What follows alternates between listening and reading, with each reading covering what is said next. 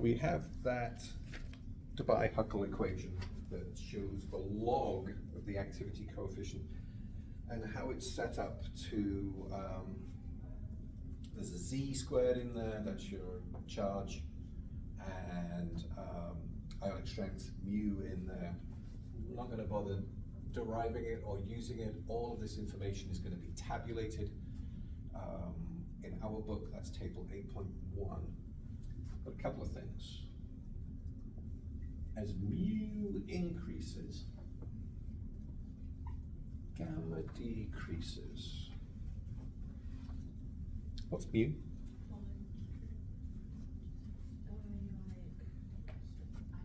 Ionic strength. And what is ionic strength?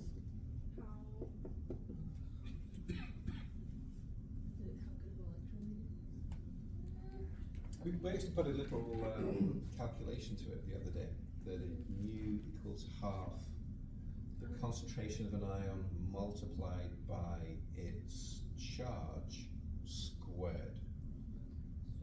And then however many ions you have in solution, just keep doing it. Okay? So that's your ionic strength. And gamma is the activity coefficient. It is not the activity. Activity coefficient is the thing that when we multiply the activity coefficient by concentration, we get the activity. And the activity is the thing that's going to replace concentration as a truer value. Okay?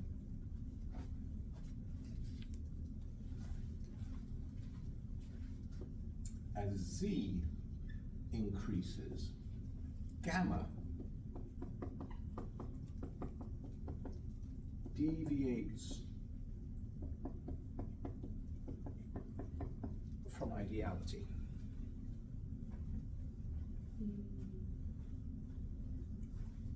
What's Z? That is interactive. Isn't that the compression or the? Oh, I'm sorry. we do use Z as the compressibility, but that's not here.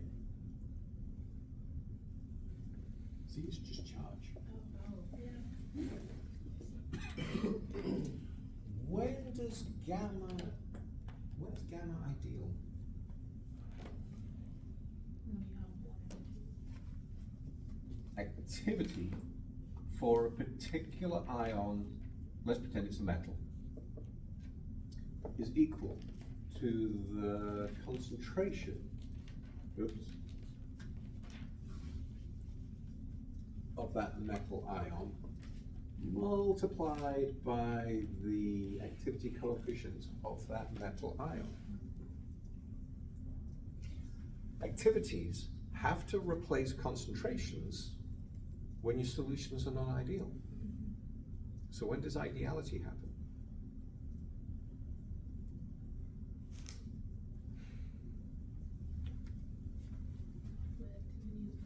Yeah, not activity.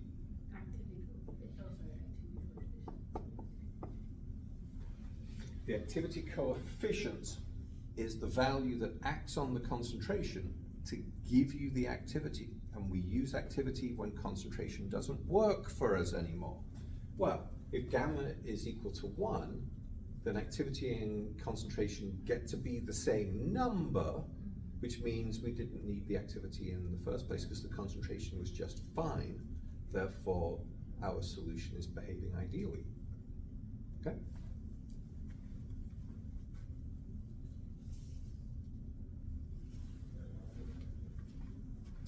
In the Debye-Huckel equation that we just opted not to draw on the board, there is also a factor alpha.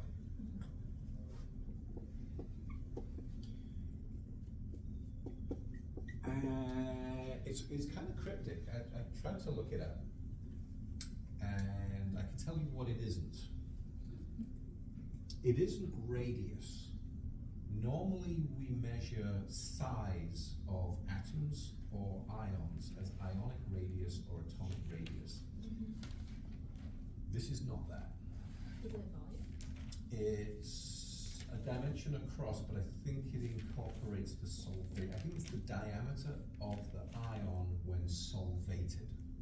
Because the numbers are larger than the numbers I'm expecting. So I think that the ionic strength is the diameter of a solvated ion. That feeds into the Debye-Huckel equation too.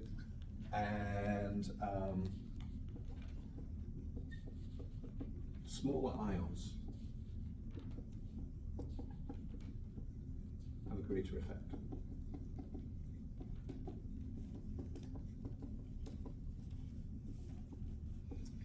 On the value of gamma.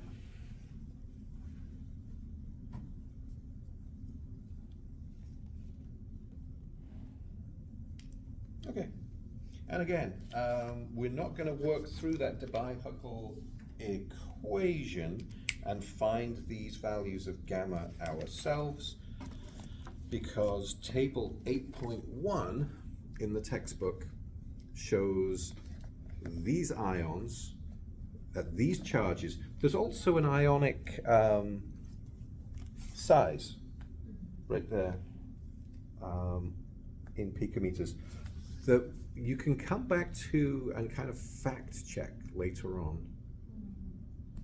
There's two ways of checking your numbers. There's a short way and a long way, and the long way involves using the size. Okay, so all these ions are here, and then the ionic strength is across the top. If you're working at a solution that has an ionic strength that is not in this table, then we just interpolate between those numbers the way that you would for anything else. This shows a gap between 0.1 and then the next one down is 0.05. So if your solution was at 0.08, you could just, well, let's say it was 0.075. That's exactly halfway between those two numbers. Then we would just take the average of those two numbers. Okay, and if it's at 0.08, we take the weighted average and just interpolate. Okay, let's find some numbers.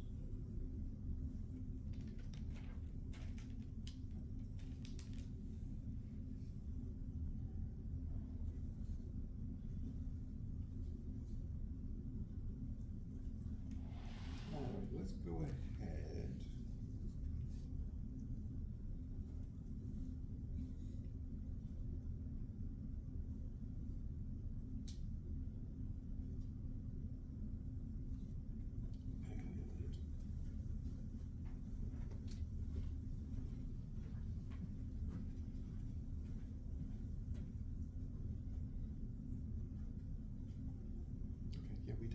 We haven't done this yet.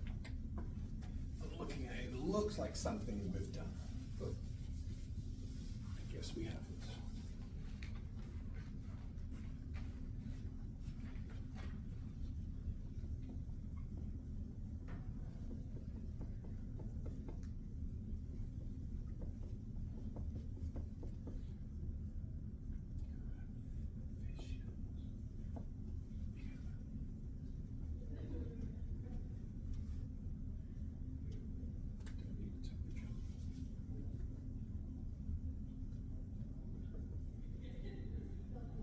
All right, let's find the activity coefficient for calcium 2+ in a 3.3 milliliter solution of calcium chloride. Yeah. So first of all, this is not something that is normal in general chemistry, but it is common in biochemistry. That is millimolar. The large M is for moles per liter, and the lowercase m is milli. The same way that we would have milligrams or milliliters. Liters in American science are capitals. Milliliters in European science have the option of being either capitalized or not. Yeah, liters are usually capitalized, milliliters don't have to be.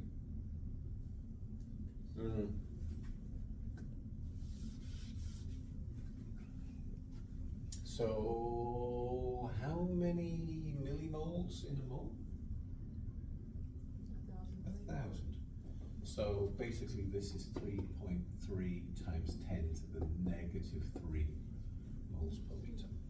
Okay, just divide by 1,000. It's millimole. Okay.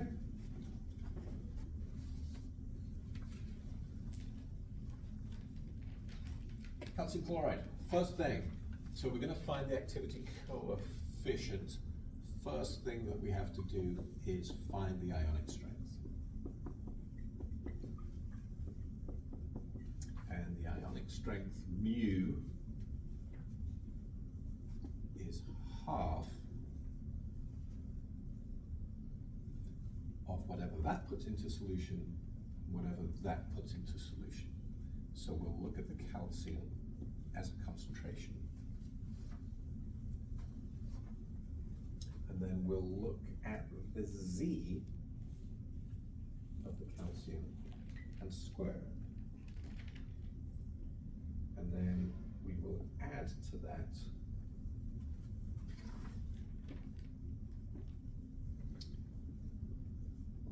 the concentration of the chloride.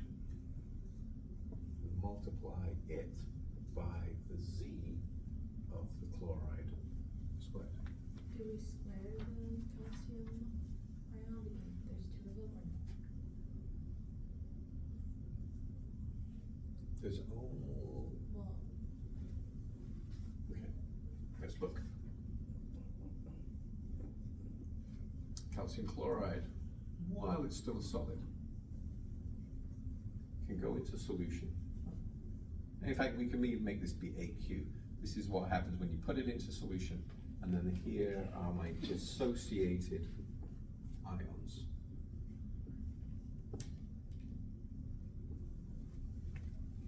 Not the calcium, but the chlorides. There are 2 chlorides for each calcium. Okay, so if this starts out at the beginning of time, but none of that has happened yet.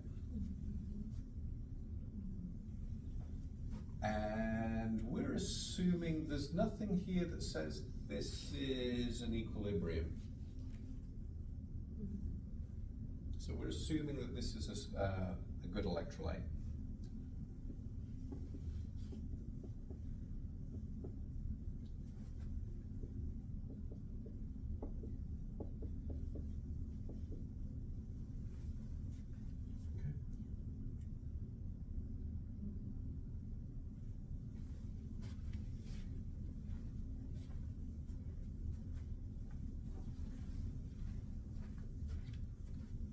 So mu's are getting more elaborate. I love it. It's a train. Gets to be the concentration of the calcium ions, this number, 3.3 times 10 to the negative 3, multiplied by the charge on the calcium squared. 2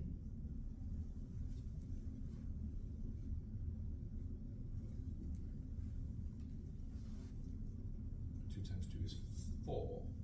So take your 3.3 times 10 to the negative 3 and multiply that by 4. And then we're going to add to it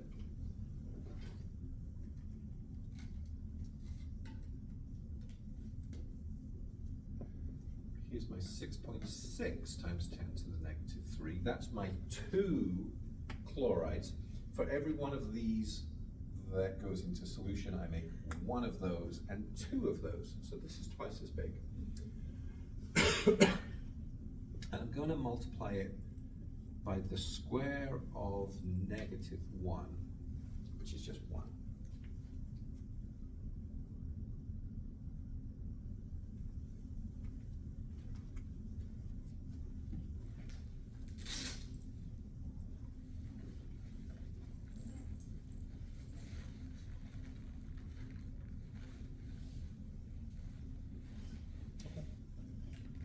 Go find me that number. When you find the number, share it with your neighbor.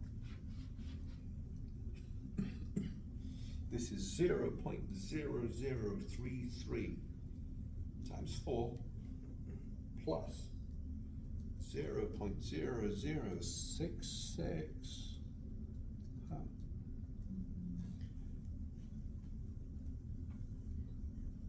Divided by 2.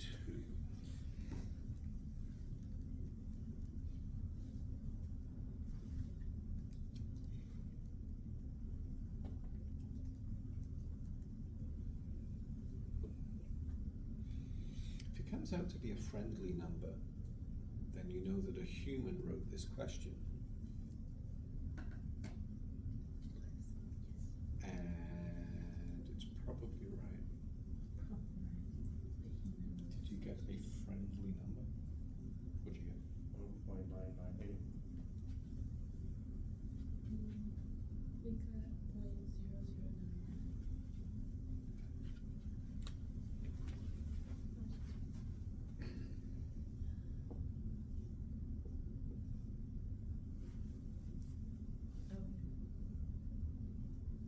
How many zeros?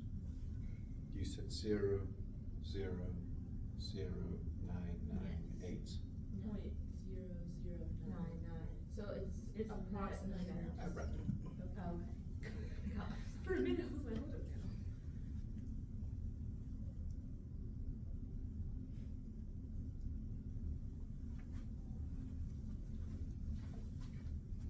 So this is 0.0003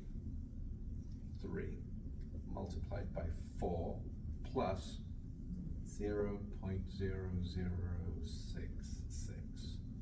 Okay, then all divided by half.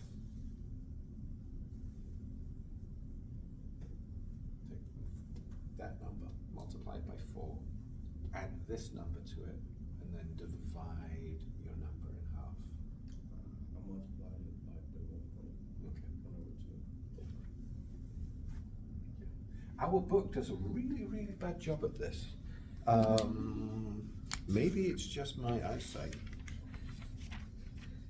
But where are we in the book?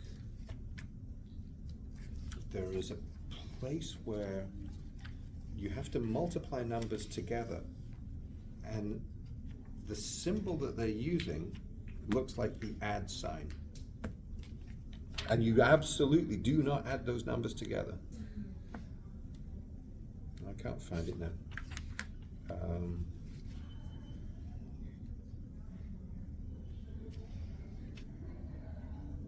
Where are you? There, look at that.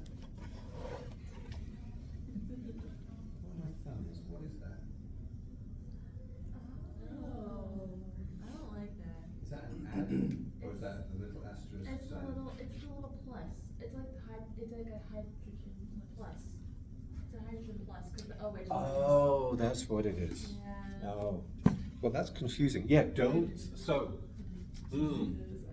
when when that comes up, I'll know to look for it now. That plus that's here leads into this plus, which is a real plus. But later on, we're going to be multiplying H plus by concentration of something else. That's not a plus. No, that's just going to the charge. It's that's the charge. Yeah. I looked at that. What's going on? And I didn't. Yeah. I guess I'm just too close to it to see. All right. So we have a value of ionic strength. Let's go find the value of gamma. You need table 8.1. So here's table 8.1. These are listed by charge, plus or minus, doesn't matter. Here's your 1 pluses, 1 minuses, and then 2 pluses, 2 minuses, and across the top are ionic strengths.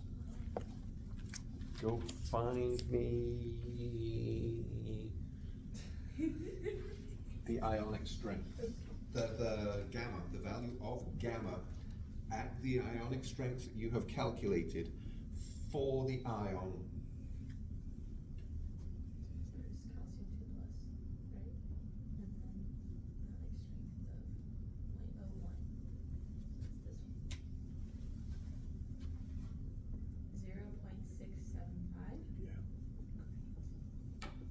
So from that table, we can see that calcium has charge of 2.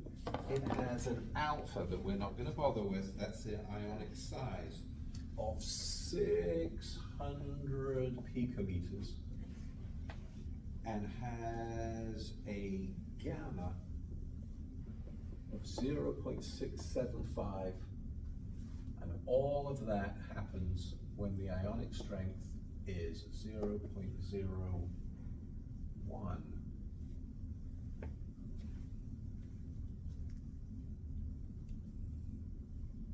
Okay.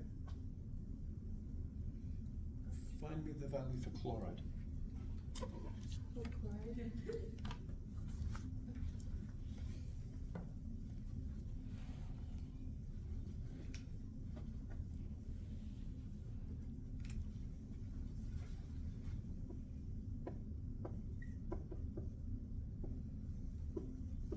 I'm not sure I wrote down what the alpha is. Doesn't matter.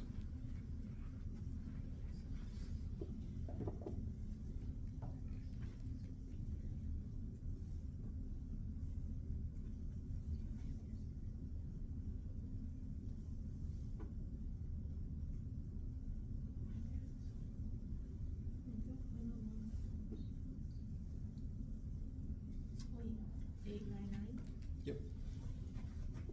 Okay, now that we know how to find those, we can go ahead and use them. Because activity is concentration multiplied by the activity coefficient. Let's go do some calculations.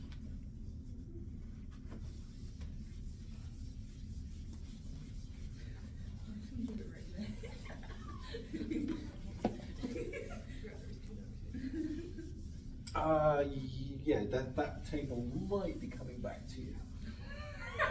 I should print that up, I should give you copies. I did print copies today of another table that we're going to use, but probably only on Thursday. I'll print you copies of this too.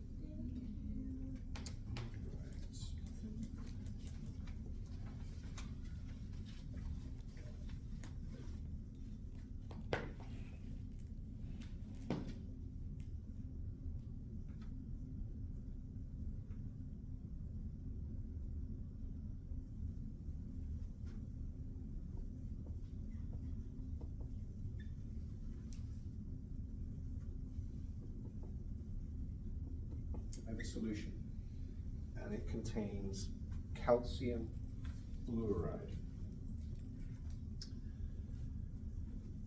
and sodium fluoride.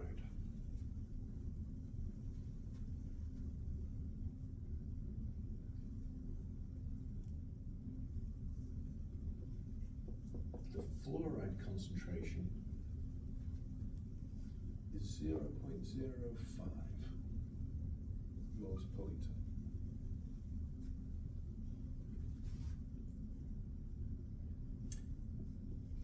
The sodium fluoride concentration, actually I should have written this one first, is 0.05 mole concentration.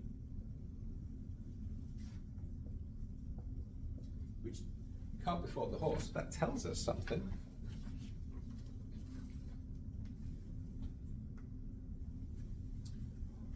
these two things are in solution.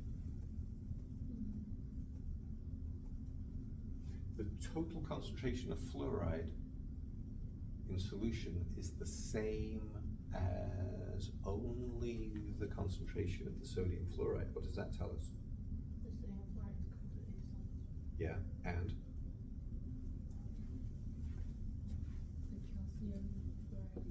The calcium fluoride is not. Calcium fluoride's insoluble.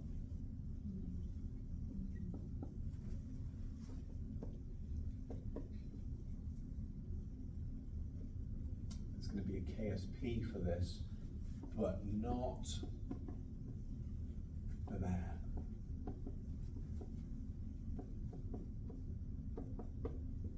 Okay, this one goes 100%.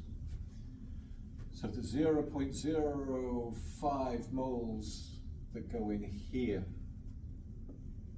go to be 0.05 moles of that and 0.05 moles of this.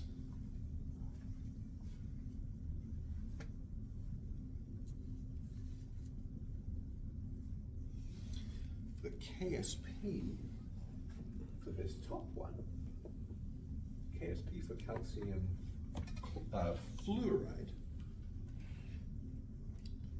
is 3.2 times 10 to the negative 11. Okay. And what that means is that calcium fluoride isn't putting any F minus into solution. At 10 to the negative 11, we are not going to feel the presence of the calcium's fluorides until somewhere way down the line. Okay, this is giving all of the fluoride to the solution. The calcium is contributing some, but it is so small, it's at a digit down here somewhere. Okay, so we have KSP set up. How does this, it's a common ion as well, how does this affect the KSP?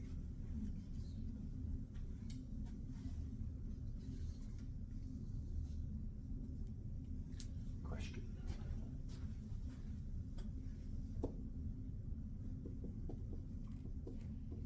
Find the value of calcium that is in solution at equilibrium.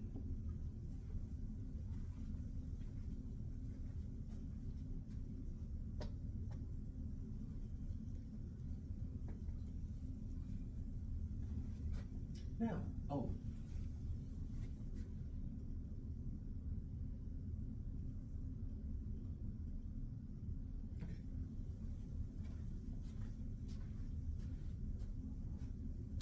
You're going to need to find the ionic strength first up. Because the ionic strength is going to lead you to gamma.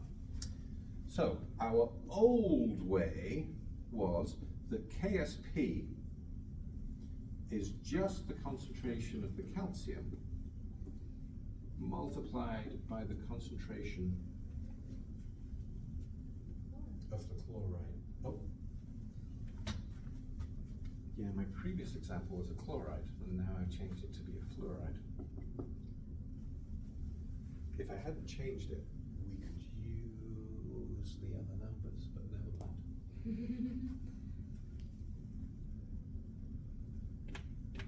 Okay. No. That would be if these are the only things in solution and it was a pure solution. But it's not a pure solution.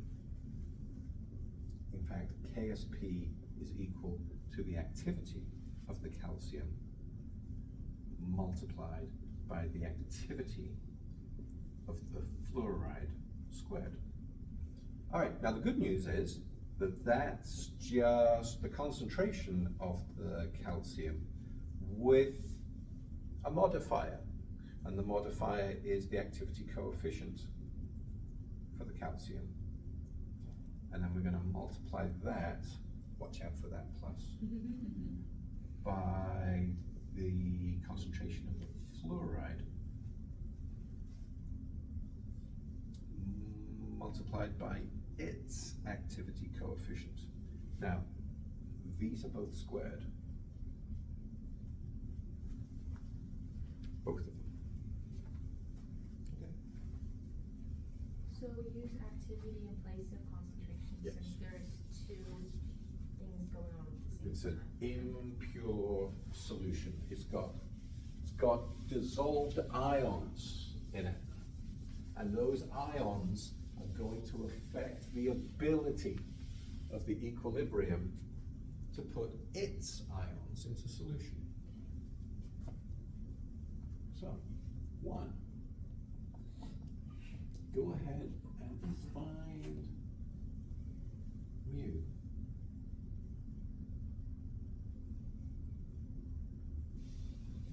Mu is half of the charge of the calciums multiplied by the charge. Did I say charge twice? Concentration of the calcium multiplied by its charge plus the concentration of the fluoride multiplied by its charge.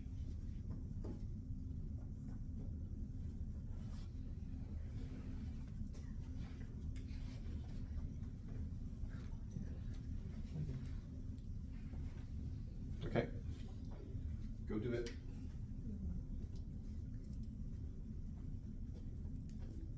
So what we were doing before was more like for ideal behavior, this is like real. This is real stuff now, yeah.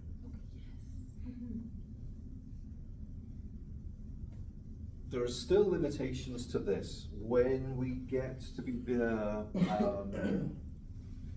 example that we did on Thursday with aluminum. Aluminum is a 3+. Once you get to have ions that have large charges, you deviate. How do we know the concentration of calcium 2+ if we don't know what it is? Oh, did I tell you? The question was to find calcium 2+ equilibrium. So then, but you don't give, you give us concentration Oh, yeah, F minus okay. NAF.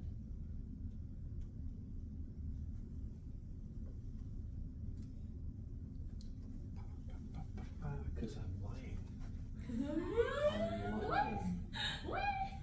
You can't lie. Yes, I can. What? I was You already mistaken. did. What is it what are the ions in solution? It's not the calcium yet. Oh, you're right. Yeah, I was like- Not the calcium yet. My bad. My bad. You're good. So then the thing at the bottom, so find the calcium 2+. So we have to find mu using the sodium fluoride. Get the fluoride, plug that in. Later on, we know We this value. Yes, we do. We're about to calculate Yes. that value. And yeah, and we're about to calculate that value. Okay. And we know F minus. And that is from one source, Okay. Great, which leaves us this. great, okay. Okay. Sorry. Yeah, apologies. The things that are generating the ionic strength are the strong electrolytes. So that's the concentration of the sodium.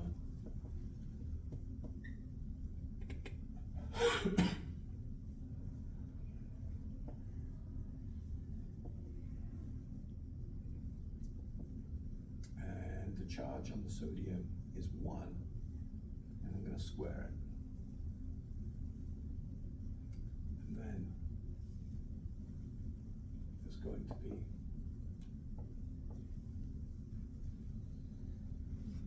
that for the fluoride, and the charge on the fluoride is -1.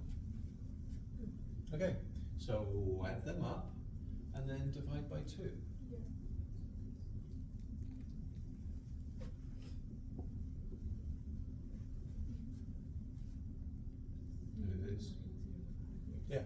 So, do you think that's unique for this particular example?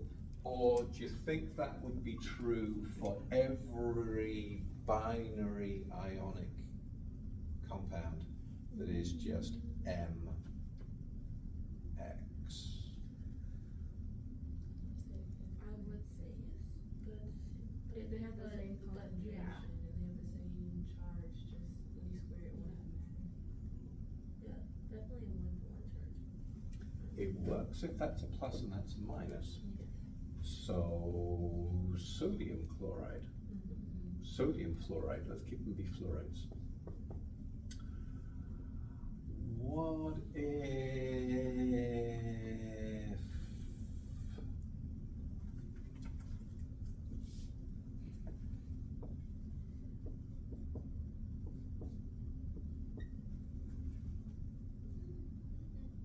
no, no, Because the charge is squared. yeah. But all the group 1 salts, which are guaranteed to be soluble, which are going to be textbook examples of soluble salts, all lithium salts, all potassium salts, all sodium salts, strong electrolytes, guaranteed to be soluble in solution. So why not that? I'm still a little bit. Because there are 2 components. There's the concentrations, and then there's the charges. But if it's -2 squared and then 2 squared, isn't it the same? 4. Yes, but we're multiplying them by a square and then adding them together and then dividing by 2. If you multiply by 4 and divide by 2, yeah, you still end up with twice what you started with. It won't be 0.05. Yeah. Okay. So our simple salts that are M plus X minus have their ionic strength being the concentration of the salts, of the ions. Okay, so we have found ionic strength. Okay, now go ahead and find the values of gamma. Which gammas do we want? We definitely want F minus. And we want calcium, but half. We want that one, and we want this one.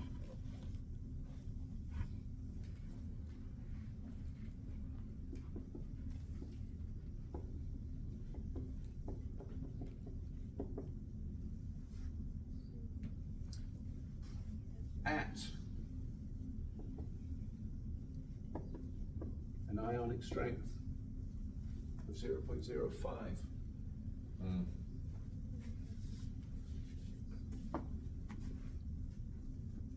Gamma for calcium and gamma for fluoride equals.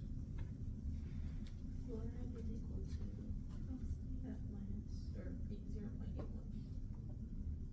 Calcium. I had it, I lost it. Oh, there you are. But would it be, but we don't know. Oh, okay, add 0.05, I mean. Yes, then it'll be 0.675. Or just assume that mu is 0.05. We're assuming that even though we calculate that for sodium chloride. Right? Mm-hmm. So then 0.675, that's what we can. No. Even though calcium's insoluble? Not insoluble, the calcium fluoride calcium fluoride is, is insoluble. but that's what we're gonna find next, yeah. So it's 0.485. There you go. I was looking at the wrong. I could hear you saying the wrong number. my bad. My bad, guys. Okay, so now that we have got these two, we can do the actual business. KSP equals the activity of the calcium multiplied by the activity of the fluoride, and there are 2 fluorides per calcium, so we're going to square this value, which is all of this thing that we've written down. Gonna start at the top of the board again.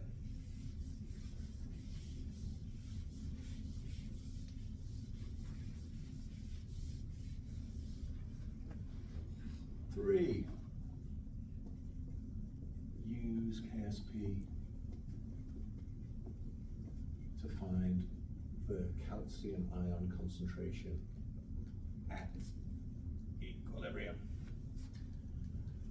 Okay, KSP equals the concentration of the calcium multiplied by its modifier, the Activity coefficient. multiplied by the concentration of the fluoride, which is multiplied by its coefficient. And these get to be squared. And if you've forgotten why they're squared,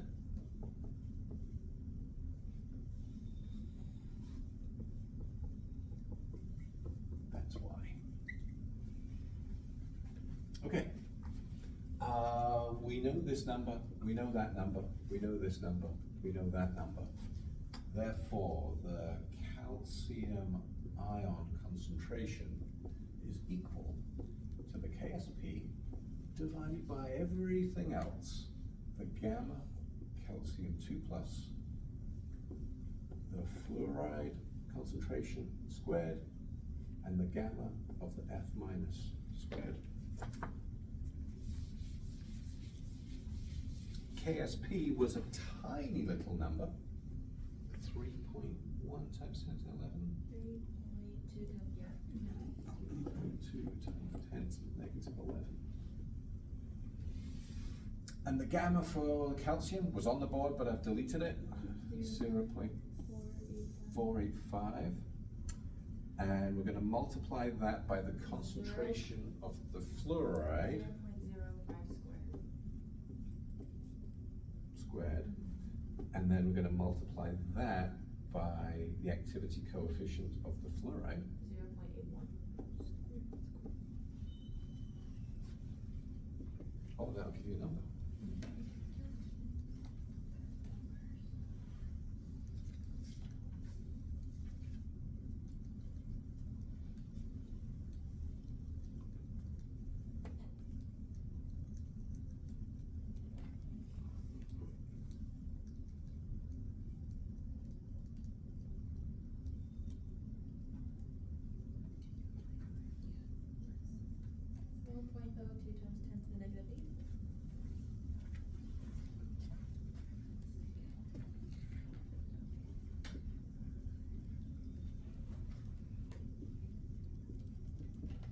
Very little of the calcium gets into solution.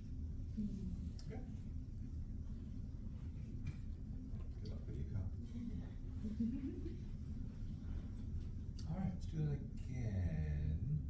So, Two uses here. One is insoluble salts. We have equilibria set up for insoluble salts, and we've done KSPs for a few days in a row. And then there's acids and bases. Do you get that number? Good. Let's go look at acids and bases. Only right from the fundamentals. Okay.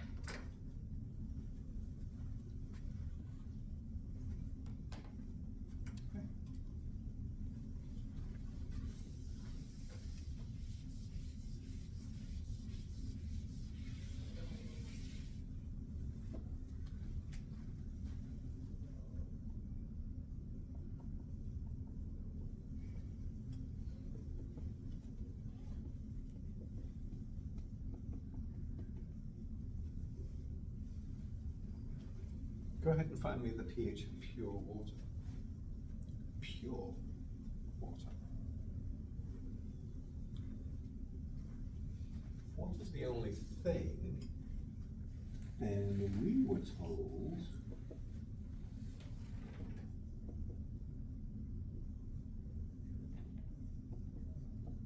that. And if H2O as a liquid puts H plus and OH minus into solution, and they do that at equal amounts, because they have to be equal amounts,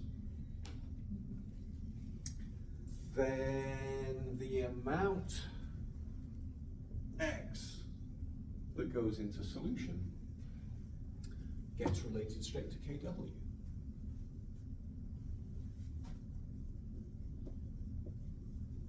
Well, KW is temperature dependent. We saw that a little while ago. 25 degrees Celsius, what this tells me is that 1 times 10 to the negative 14 is equal to X multiplied by X.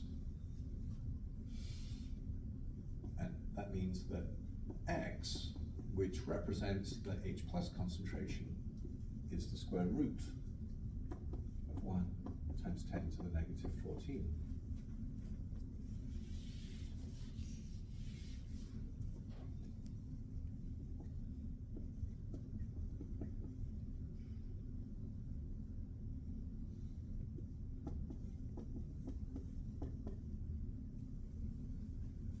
Which means that the ionic strength, the ion concentration of hydronium, H plus, in solution is 1 times 10 to the negative 7.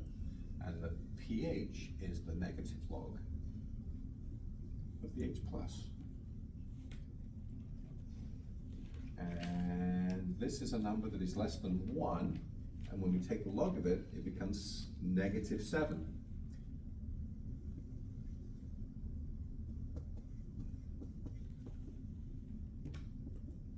When you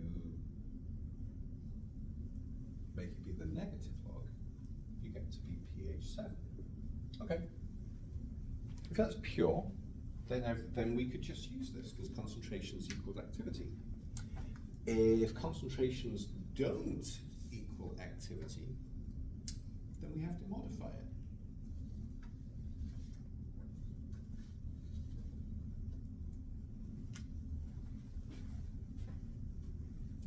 Turns out that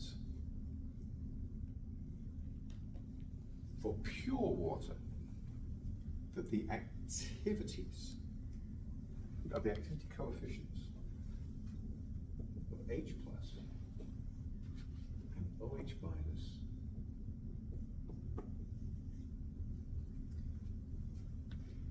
are 1, or they approach 1.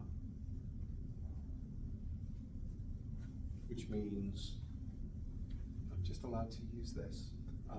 If I made this be activities, then it would be the concentration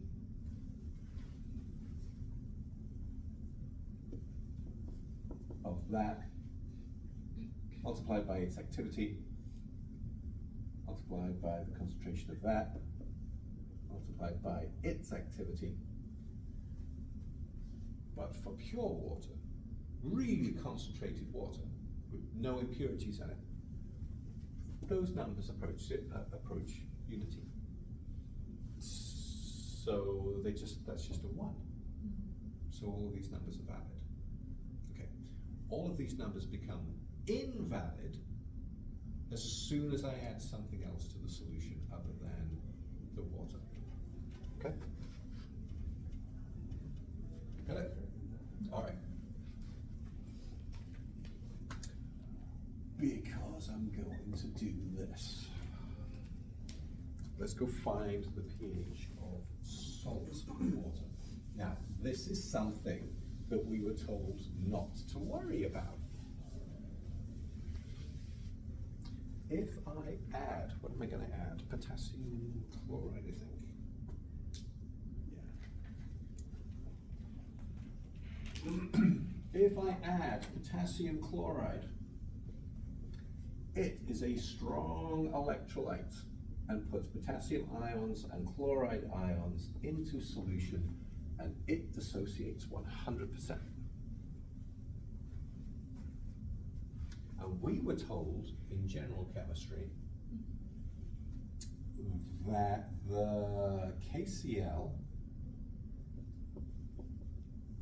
the K came from potassium hydroxide, think about this as being the salt of a neutralization. And that this is a strong base. And this is a strong acid. And when this strong acid and that strong base get together, they make salt water. But it will be pH 7, we were told. Because it's a strong acid and a strong base, and they have no interest in reconnecting because they're strong electrolytes. What they didn't tell you, because they can't tell you everything all in one go, is that these strong electrolytes now have an impact on the equilibrium that's already in solution. And the equilibrium that they're going to affect is this one. And when we got to General Chemistry 2, we once again told you, don't worry about it. Those are strong electrolytes. They're spectator ions. They're not involved. The only things that you have to be concerned about are if it was a strong base and a weak acid, then the salt of a strong base and a weak acid, when you put it into solution, makes a basic solution. And the salt of a strong acid and a weak base makes an acidic salt when you put it into solution because it sets up a secondary equilibrium. This sets up no equilibrium because they're strong electrolytes. But it does increase the ionic strength. Okay, let's give you some numbers. And so we can find the ionic strength of a solution. Let's find the pH of salt water when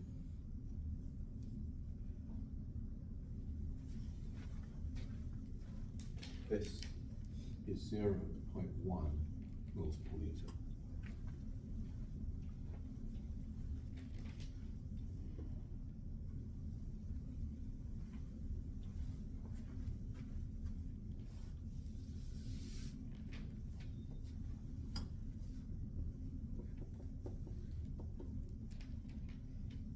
All right, go ahead and find the ionic strength for KCl. That means that this puts 0.1 molar of that and 0.1 molar of that into solution. Are we really going to go do the calculation? Yes. Yes. But we know this time what the answer is because we've already pointed to it and said that any set of ions that are made M plus X minus, unipositive, uninegative, then we already know what the value of the ionic strength is. But go ahead and write it out anyway.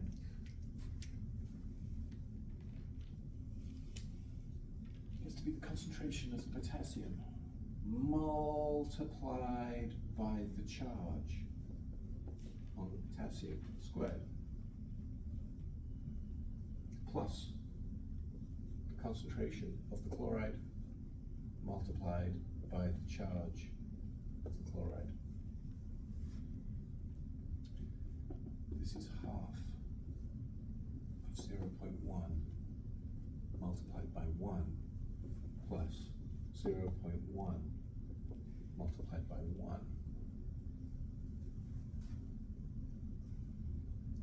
0.1 plus 0.1 is 0.2. Half of 0.2 gets to be 0.1. So your value of mu is what you thought it was going to be. Did you square the 1? Yes. 1 times 1 is 1. Okay. So now we have ionic strength. Let's hit table 8 and find the values of gamma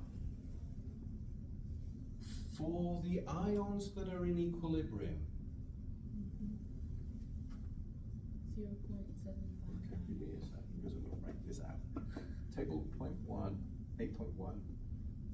we're going to find the gamma for the ions in equilibrium, and the equilibrium ions are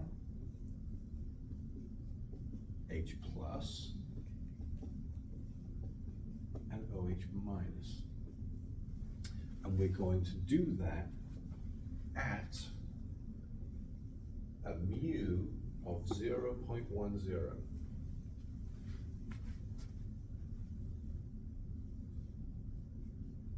Gamma H plus equals 0.83.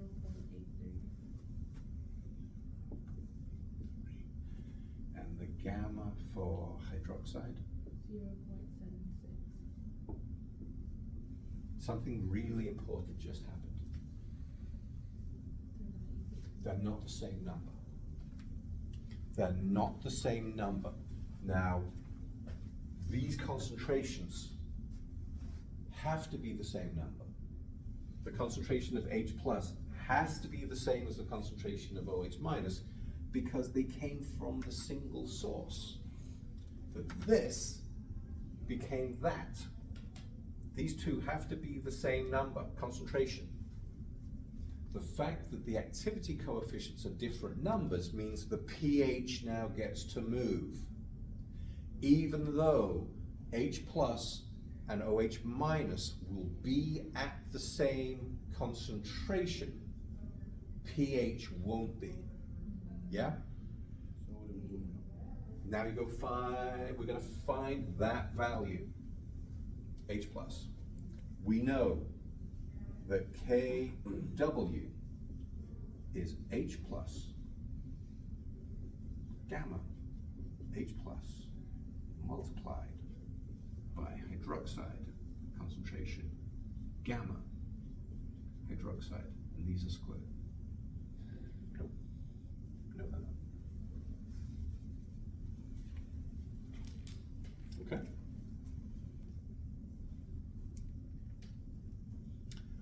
Kw, so K, it's constant at temperature. So this number we know.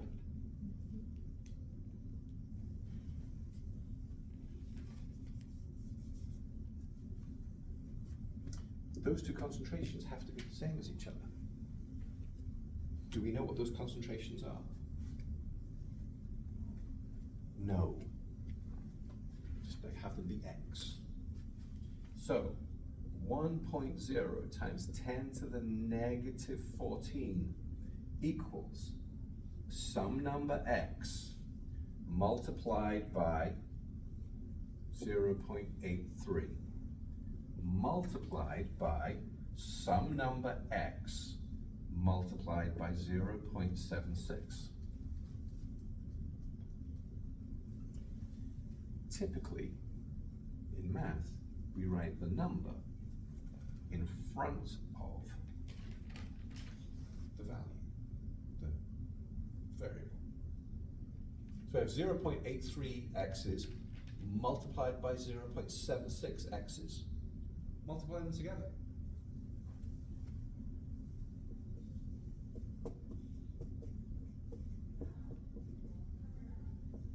The x's multiply each other and become squared.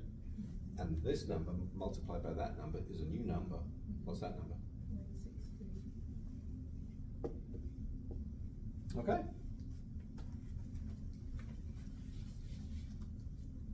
So 1.0 times 10 to the negative 14 equals 0.63 x squared, which means that 1.0 times 10 to the negative 14 over 0.63 equals x squared, which means that this root of 1 times 10 to the negative 14 over 0.63 is equal to x, which is equal to the H plus concentration.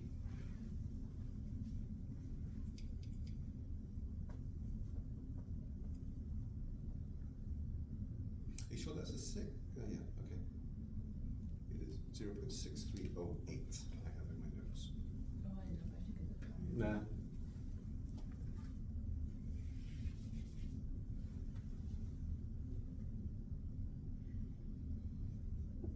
So H plus equals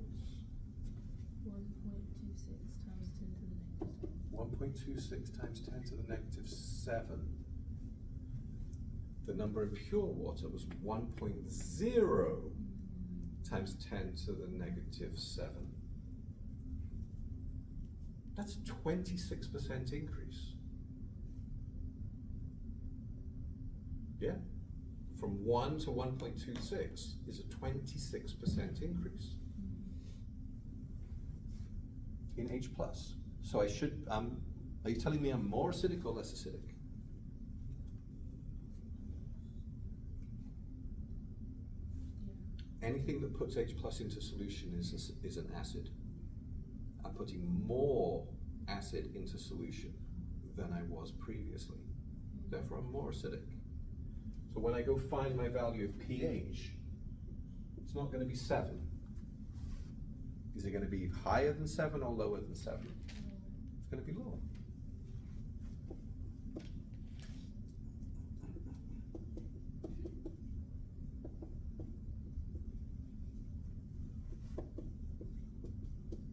Is it much lower? No. Why not?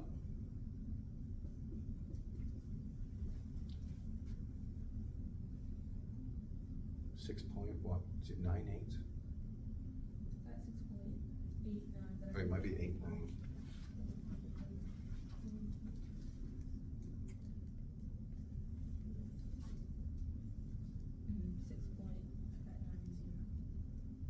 Okay.